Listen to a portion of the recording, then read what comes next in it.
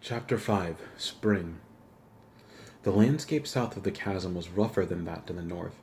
It was not hilly, but mountainous. The tallest peaks were enchanted with white snow. The narrow passes were choked with almost impenetrable growth, forcing Bink to detour again and again. Ordinary nettles and itch bushes would have been bad, but there was no telling what magic these strange plants had.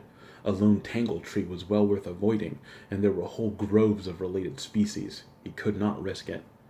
So whenever an aspect of the jungle balked him, Bink turned back and tried again farther along.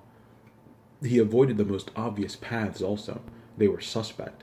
Thus he tramped through intermediate vegetation, the borderline between jungle and field, often in the roughest terrain of all, barren, burning rock faces, steep rocky slopes, high windswept plateaus. What even magic plants disdained was hardly worth any person's trouble, except for the traveler who wanted to stay out of trouble. One cleared area turned out to be the landing strip for a very large flying dragon. No wonder there were no other predators in that region. Bink's progress was so slow that he knew it would take him many days to reach the good magician's castle. He fashioned himself a burrow in the ground with a pile of stones for a windshield and a dead brush for a blanket, and slept uncomfortably. He wondered now why he hadn't at least accepted the sorceress's offer to stay the night. He would surely have been much more comfortable than this. No, he knew why he had to go. He might never have left the island after that night, not as his own man, and if he had, Sabrina would never have forgiven him. The very fact that such a night tempted him in retrospect, and not merely for the comfort of sleep, meant that it was not a night he could have afforded. He reminded himself of that several times before he shivered himself to sleep. Then he dreamed of a diamond crystal palace, woke with mixed emotions, and then had to shiver his way to sleep again. Turning down temptation certainly wasn't much pleasure when alone on the open trail. Tomorrow he would search diligently for a blanket tree and some hot soup gourds. On the third morning of his South Chasm leg, he trekked along a ridge, his only feasible route westward. He had cut himself a new staff after several tries. The first saplings he went for magicked him off by using aversion spells of assorted types. He had no doubt there were many suitable trees he never saw at all, because of their passive do not notice me spells. One used a physical repulsion charm directed at cutting objects. Every time he slashed at it, his knife veered away. About an hour on the way with his new staff, he was still pondering the natural selectivity of magic. The plants with the most effective spells survived best, so became more common. But how many times did stray travelers come by here with knives? Then he realized that he might make good use of that repulsion spell. If he succeeded in cutting a staff from such a tree, would it repel all attacks against him? Obviously, this magic was for defense against the depredation of dragons, beavers, and such, not actual knives. And he would certainly feel safer with an anti-dragon staff. No, cutting the tree would kill it, and its magic would abate, but maybe a seed from it. No sense consuming time going back. He should be able to locate another such tree. All he had to do was attempt to cut a new staff and note which tree repulsed his knife. He might be able to dig up a small one and take it entire, keeping it alive and effective. He moved down the side of the ridge, testing trees. This proved to be more hazardous than anticipated. The knife's approach toward the tender bark brought out the worst in them. One dropped hard fruit on him, barely missing his head. Another exhaled sleep perfume that almost stopped his journey right there, but no cutting aversion spells now. One large tree had a dryad, an inhabiting wood nymph, who looked very fetching, about like Iris at 14, but who cursed Bink roundly in most unladylike language. "If you want to carve defenseless things, go carve your own kind," she screamed. "Go carve the wounded soldier in the ditch, you son of a—" Fortunately, she balked at completing the rhyme. Dryads were not supposed to know such language. Wounded soldier. Bink located the ditch and explored it carefully. Sure enough, there lay a man in military apparel, blood crusted on his back, groaning piteously. "Peace," Bink said. "I will help you if you permit." Xanth had once needed a real army, but now the soldiers were mostly messengers for the king. Still, their costumes and pride remained. "Help me," the man exclaimed weakly. "I will reward you somehow." Now Bink felt it safe to approach. The soldier was severely wounded and had lost much blood. He was burning with the fever of infection. "I can't do anything for you myself. I'm no doctor, and if I even move you, you may expire. I will return with medication, Bink said. I must borrow your sword. If the soldier gave up his sword, he was really sick. Return soon, or not at all, the man gasped, raising the hilt. Bink took the heavy weapon and climbed out of the ditch. He approached the tree of the Dryad. I need magic, he told her. Blood restoration, wound healing, fever abatement, that sort of thing. Tell me where I can get them, quickly, or I will chop your tree down. You wouldn't, she cried, horrified. Bink hefted the sword menacingly. At this moment, he reminded himself of Jama, the village sword conjurer. The image disgusted him. I'll tell, she screamed. Okay, tell. He was relieved. He doubted that he could actually have made himself chop down her tree. That would have killed her, and to no real purpose. Dryads were harmless creatures, pretty to look at. There was no point in molesting them or their cherished tree homes. 3 miles to the west, the spring of life. Its water will cure anything. Bink hesitated. There is something you're not telling me, he said, hefting the sword again. What's the catch? I may not reveal it, she cried. Anyone who tells, the curse. Bink made as if to chop at the trunk of her tree. The Dryad screamed with such utter misery that he abated the effort. He had fought to protect Justin Tree back at home. He could not ravage this one. All right, I'll risk the curse, he said. He set off westward. He found a path leading his way. It was not an inviting one, merely an animal run, so he felt justified in using it with caution. It seemed others knew the route to the spring, yet, as he approached, he became increasingly nervous. What was the catch, and what was the curse? He really ought to know before he either risked himself or gave the water to that ailing soldier. Zant was the land of magic, but magic had its rules and its qualifications. It was dangerous to play with magic unless the precise nature of the spell was understood. If this water really could heal the soldier, it was a most strongly enchanted spring. For that sort of aid, there had to be a price. He found the spring. It was in a depression under a giant spreading acorn tree. The tree's health augured well for the water. It could hardly be poisoned, but there could be some other menace associated with it. Suppose a river monster was hiding in it, using the water as a lure for the unwary. Injured or dying creatures would be easy prey. A false reputation for healing would attract them from many miles around. Bink didn't have time to wait and watch. He had to help the soldier now, or it would be too late. So this was a risk he simply had to take. He moved cautiously to the spring. It looked cool and clear. He dipped his canteen into it, keeping his other hand on the sword. But nothing happened. No grim tentacle rose from the depths to challenge him. Viewing the filled canteen, he had another thought. Even if the water were not poisoned, it was not necessarily curative. What use to take it to the soldier if it wouldn't do the job? There was one way to find out. He was thirsty anyway. Bink put the canteen to his mouth and sipped. The water was chill and good. He drank more deeply and found it supremely refreshing. It certainly wasn't poisoned. He dipped the canteen again and watched the bubbles rise. They distorted the view of his left hand under the water, making it seem as if he had all of his fingers. He did not think much about the digit he had lost in childhood, but such a view of a supposedly complete hand teased him unpleasantly. He lifted out the canteen and almost dropped it. His finger was whole. It really was. The childhood injury had been eliminated. He flexed it and touched it, amazed. He pinched it, and it hurt. No question. The finger was real. The spring really was magic. If it could heal a 15-year-old amputation so cleanly and painlessly and instantly, it could heal anything. How about a cold? Bink sniffed and discovered that his nose was clear. It had cured his sniffles too. No question about it. He could recommend this spring of life, a true description for a potent magic. If this spring were a person, it would be a full magician. Again, Bink's natural caution came into play. He still did not know the nature of the catch, or of the curse. Why could no one tell the secret of this spring? And what was the secret? Obviously not the fact of its healing properties. The Dryad had told him that, and he could tell it to others. The curse could not be a river monster, for none had struck. Now that Bink was whole and well, he would be much better able to defend himself. Scratch one theory. But this did not mean there was no danger. It merely meant the threat was more subtle than he thought. A subtle danger was the worst of all. The man who fled from the obvious menace of a flaming dragon could succumb to the hidden menace of the peace spell of the pines. The soldier was dying. Moments were precious, yet Bink delayed. He had to ferret this out, lest he put both the soldier and himself in greater peril than before. It was said that a person should not look a gift unicorn in the mouth, lest it prove to be enchanted, but Bink always looked. He kneeled before the spring and stared deep into it, looking it in the mouth, as it were. "O spring of life," he murmured, "I come on a mission of mercy, seeking no profit for myself, though I have indeed benefited. I conjure you to reveal your rationale, lest I inadvertently trespass." He had little confidence in this formal invocation, since he had no magic with which to enforce it.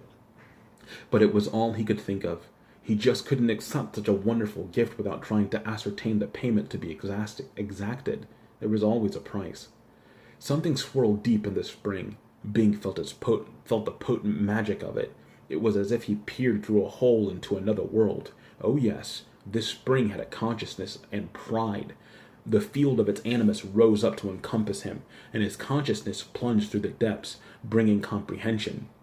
"Who imbibes of me may not act against my interest on pain of forfeiture of all that I bring him." Uh-oh. This was a self-preservation spell, plain and simple, but enormously complicated in its execution. Who defined what was or was not contrary to the interests of the spring? Who but the spring itself? There would obviously be no lumbering in this region, for cutting trees could damage the environment and change the climate, affecting rainfall. No mining, for that could lower the water table and pollute the spring. Even the prohibition against revealing the rationale made sense, for people with minor injuries and complaints might not use the magic water if they knew the price in advance. The loggers and miners certainly wouldn't.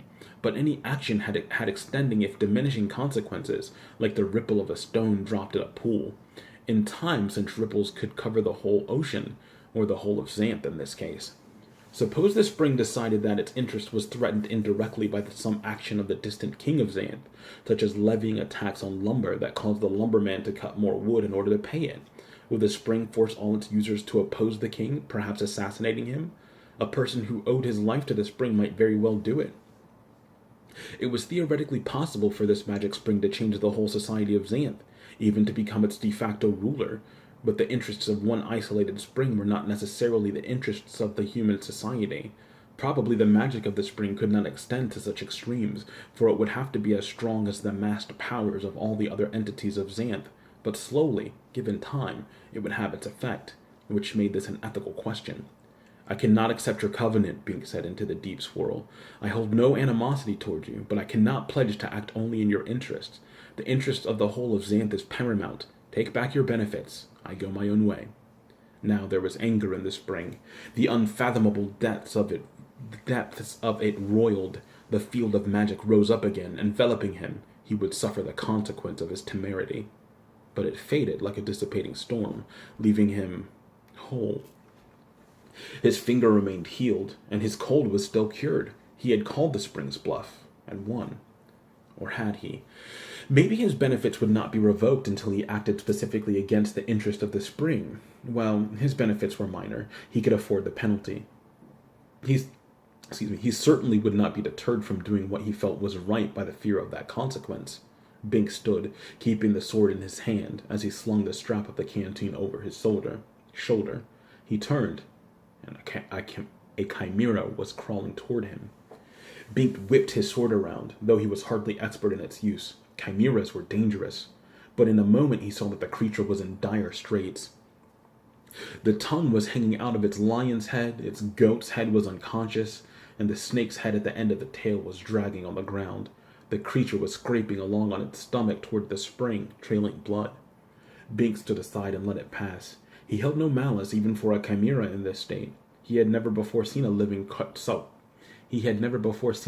creature suffering like this, except the soldier. The chimera reached the water and plunged its lion's head in, drinking desperately. The change was immediate. The goat's head snapped erect and awake, swiveling from its neck in the middle of the back to glare at Bink. The snake head hissed. No doubt about it, the chimera was healthy again, but now it was dangerous, for this class of monster hated all things human. It took a step towards Bink, who held his sword tightly before him with both hands, knowing that flight would be futile. If he wounded it, he might escape before it dragged itself back to the spring for a second restoration. But abruptly the thing turned away, without attacking. Bink sighed with relief. He had put up a front, But the last thing he wanted to do was to engage in combat with such a monster in the presence of an unfriendly spring. There must be a general truce in this vicinity, Bink realized. It was contrary to the interest of the spring to have predators lurk here, so no hunting or fighting was permitted. Lucky for him. He scrambled up the slope and headed east. He hoped the soldier had survived. The soldier had. He was tough, as soldiers tended to be. He refused to gasp out his last until nature ripped it from him. Bink dribbled some magic water into his mouth, then poured some over the wound. Suddenly the man was well. "What did you do?" he cried. It is as if I never got stabbed in the back." They walked up the hill together. "I fetched water from a magic spring," Bink exclaimed. He explained. He paused at the dryad's tree. "This accommodating nymph was very kindly directed me to it." "Why, thank you, nymph," the soldier said. "Any favor I can do in return—" "Just move on," she said tightly, eyeing the sword in Bink's hand. They moved on. "You can't act contrary to the interest of that spring," Bink said, "or tell anyone about the price you paid for it. About the price you paid for its help. If you do, you'll be right back where you started. I figured the price was worth it for you. I'll say. I was doing patrol duty, guarding a patch of the king's eyeball ferns, when somebody— Hey, one drink of this elixir and the king's eyes would be perfect without these ferns, wouldn't they? I should take— He broke off. "I can show you where the spring is," Bink offered. "Anybody can use it, as far as I know." "No, it's not that. I just suddenly got the feeling I don't think the king ought to have this water." This simple comment had a profound impact on Bink. Did it confirm his reasoning that the spring's influence extended widely and selfishly? Revived health of the king might not be in the interest of the spring, so— But, on the other hand, if the king were cured by spring water, then the king himself would serve the spring's interest. Why should the spring object to that? Also, why had Bink himself not suffered the loss of his finger and restoration of his cold when he told the secret to the soldier? He had defied the spring, yet paid no penalty. Was the curse a mere bluff? The soldier extended his hand. "I am Crombie, Corporal Crombie. You saved my life. How can I repay you?" "Oh, I just did what was right," Bink said. "I couldn't just let you die. I'm on my way to see the magician Humphrey to see if I have any magic talent." Crombie put his hand on his beard, pondering. He was rather handsome in that pose. "I can tell you the direction." He closed his eyes, put out his right hand, and slowly rotated. When his pointing finger stabilized, he opened his eyes. "Magician's that way. That's my talent, direction. I can tell you where anything is." "I already know the direction," Bink said. "West. My main problem is getting through all this jungle. There's so much hostile magic." "You said it," Crombie agreed heartedly. "Almost as much hostile magic as there is in civilized regions. The raiders must have magicked me here, figuring I'd never get out alive, and my body would never be found. My shade couldn't avenge me in the deep jungle." "Oh, I don't know about that," Bink said, thinking of the shade dawdled in the chasm. "But now I've recovered, thanks to you. Tell you what, I'll be your bodyguard until you reach the magician. Is that a fair return?" "You really don't need to." "Oh, but I do. Soldier's honor. You did me a good turn, I'll do you a good turn. I insist. I can help a lot. I'll show you." He closed his eyes again, extended his hand, and rotated. When he stopped, he continued. "That's the direction of the greatest threat to your welfare. Want to verify it?" "No," Bink said. "Well, I do. Danger never went away by being ignored. You have to go out and conquer it. Give me back my sword." Bink gave it back, and Crombie proceeded in the direction he had pointed, north. Bink followed, disgruntled. He did not want to seek out danger, but he knew it was not right to let the soldier walk into it in his stead. Maybe it was something obvious, like the Gap Dragon, but that was no immediate threat so long as Bink stayed out of the chasm. He fully intended to stay out. When Crombie found himself balked by thick brush, he simply slashed it away with his sword. Bink noticed that some of the vegetation gave way before the blade actually struck. If providing a path was the best route to survival, these plants took it. But suppose the soldier hacked into a tangle tree. That could be the danger he had pointed out. No, a tangler was deadly to the unwary, but it did not move from the place it had rooted. Since Bink had been going west, not north, no stationary thing was much of a threat to him unless it went west. There was a scream. Bink jumped, and Crombie held his sword at the ready, but it was only a woman, cringing and frightened. "Speak, girl!" Crombie roared, flourishing his wicked blade. "What mischief do you intend?" "Don't hurt me!" she cried. "I am only Dee, lost and alone. I thought you came to rescue me." You lie, Crombie exclaimed. You mean harm to this man, my friend who saved my life. Confess! He lifted his sword again. For God's sake, let her be, Bink yelled. You made a mistake. She's obviously harmless. My talent's never been wrong before, Crombie said. This is where it pointed your greatest threat. Maybe the threat is behind her, beyond, Bink said. She was merely in the line of sight. Crombie paused. Could be. I never thought of that. He was evidently a reasonable man under the violence. Wait, I'll verify. The soldier withdrew somewhat, stationing himself to the east of the girl. He shut his eyes and rotated. His pointing finger came to bear squarely on D. The girl burst into tears. I mean you no harm, I swear it. Don't hurt me. She was a plain girl of strictly average face and figure, no beauty. This was in contrast to the several females Bink had encountered recently. Yet there was something vaguely familiar about her, and Bink was always unnerved by feminine distress. Maybe it's not physical danger, he said. Does your talent differentiate? No, it doesn't, Crombie admitted a bit defensively. It can be any kind of threat, and she may not actually mean you harm, but sure as hell, there's something. Bink studied the girl, whose sniffles were drying up. That familiarity, where had he seen her before? She was not from the North Village, and he really had not encountered many girls elsewhere. Somewhere on his current journey? Slowly the notion dawned on him. A sorceress of illusion did not have to make herself beautiful. If she wanted to keep track of him, she could adopt a completely different appearance, thinking he would never suspect. Yet the illusion would be easiest to maintain if it corresponded somewhat to her natural contours. Take off a few pounds here and there, modify the voice, could be. If he fell for the ruse, he could be in dire danger of being led into corruption. Only the soldier's special magic gave it away. But how could he be sure? Even if D represented some critical threat to him, he had to be sure he had identified the right danger. A man who stepped around a venomous mouse could be overlooking a harpy on the other side. Snap judgments about magic were suspect. A brilliant notion came to him. D, you must be thirsty, he said. Here, have a drink of water, and he proffered his canteen. Oh, thank you, she said, taking it gladly. The water cured all ills. An enchantment was ill, wasn't it? So if she drank, it might show her, at least momentarily, in her true guise. Then he would know. D drank deeply. There was no change. Oh, this is very good, she said. I feel so much better.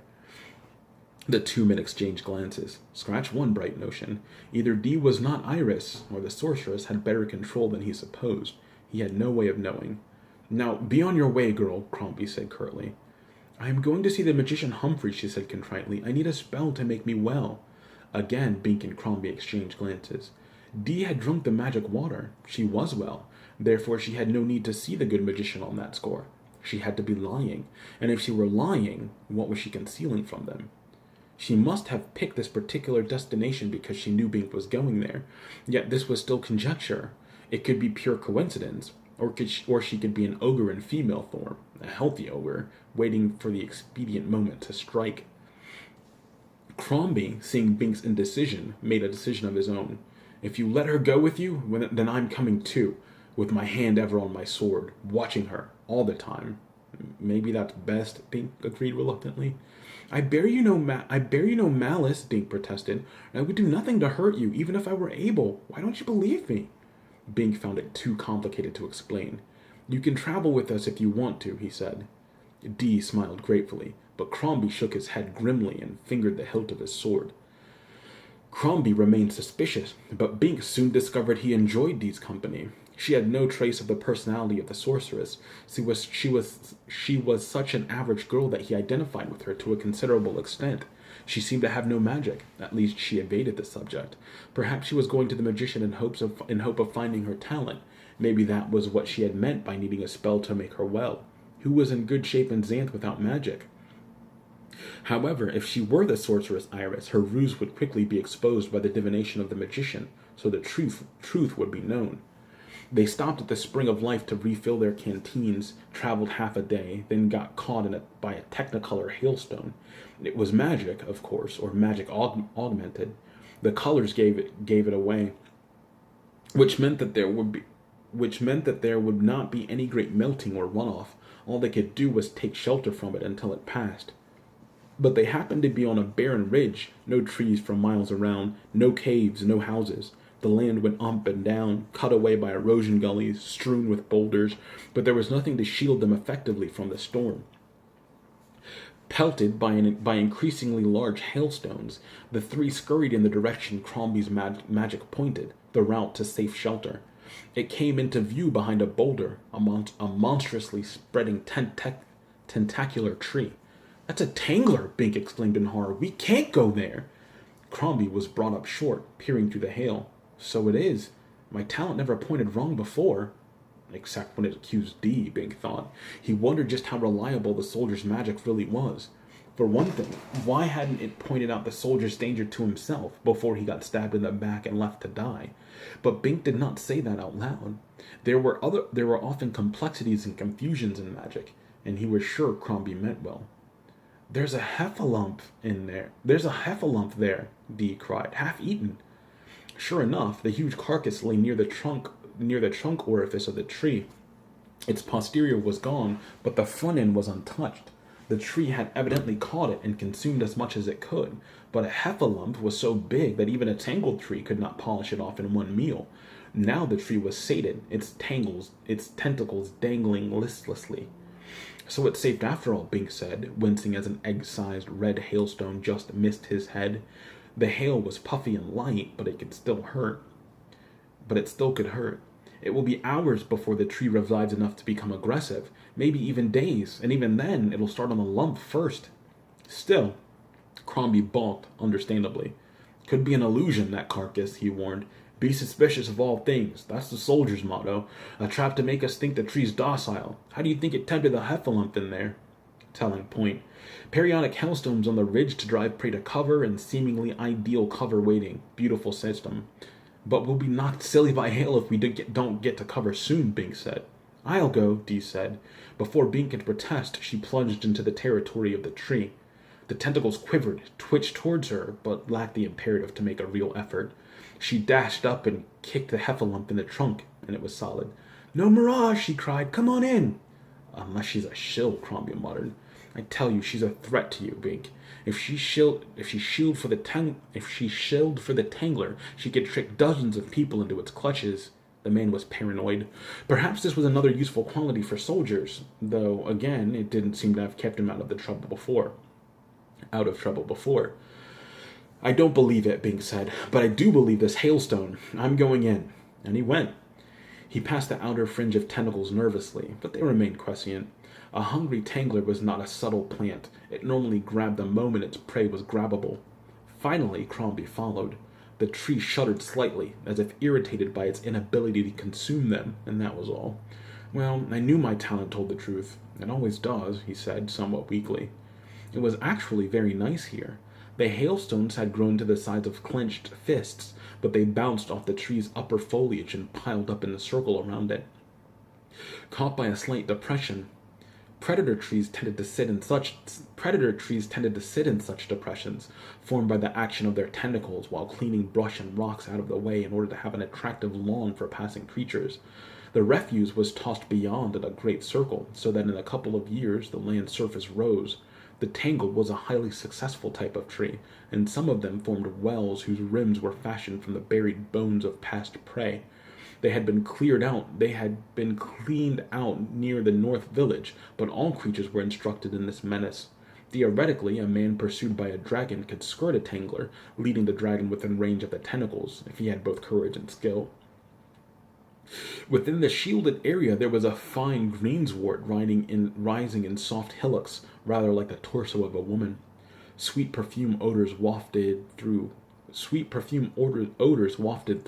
and the air was pleasantly warm. In short, this was a seemingly ideal place to seek shelter, and this was by design. It had certainly fooled the heffalump. Obviously, this was a good location, for the tangler had grown to enormous girth, but right now they were here rent-free. "Well, my magic was right all the time," Crombie said. "I should have trusted it, but by the same token," he glanced meaningfully at Dean. Bink wondered about that. He believed in the soldier's sincerity, and the location magic was obviously functional. Had it malfunctioned in Dee's case, or was she really a bad, if obscure, threat? If so, what kind? He could not believe she meant him harm. He had suspected her of being Iris the sorceress, but now he didn't believe that. She showed no sign of the temperament of the mistress of illusion, and personality was not something that magic could conceal for very long. Why didn't your magic warn you of the stab in the back? Bink asked the soldier, making another attempt to ascertain what was reliable and what was not. I didn't ask it, Crombie said. I was a damn fool. But once I see you safely to your magician, I'll sure as hell ask it who stabbed me. And then he fingered the blade of his sword meaningfully. A fair answer. The talent was not a warning signal. It merely performed on demand. Crombie had obviously had no reason to suspect danger, any more than Bink had reason to feel threatened now. Where was the distinction between natural caution and paranoia? The storm continued. None of them were willing to sleep because they did not trust the tree to that extent, so they sat and talked. Crombie told a tough story of ancient battle and heroism in the days of Xanth's fourth wave. Bink was no military man, but he found himself caught up in the gallantry of it all, and almost wished he had lived in those adventurous times, when men of no magic were considered men. By the end of that story, the storm eased off, but the hail was piled so high that it didn't seem worthwhile to go out yet. Usually the melt-off from a magic storm was quite rapid once the sun came out again, so it was worth waiting for. Where do you live? Bink asked Dee. Oh, I'm just a country girl, you know, she said. No one else was going to travel through the wilderness. That's no answer, Crombie snapped suspiciously. She shrugged.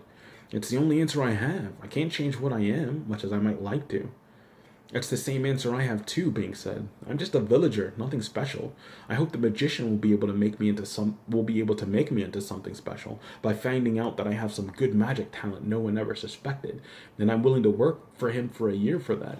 Yes, she said, smiling appreciatively at him. Suddenly he felt himself liking her. She was ordinary, like him. She was motivated, like him. They had something in common. You're going to ask for magic so your girl back home will marry you? Crombie asked, sounding cynical. Yes, Bink agreed. Yes, Bink agreed, remembering Sabrina with sudden poignancy. Dee turned away. And so I can stay in Xanth. You're a fool, a civilian fool, the soldier said kindly. Well, it's the only chance I have, Bink replied. Any gamble is worthwhile when the alternative...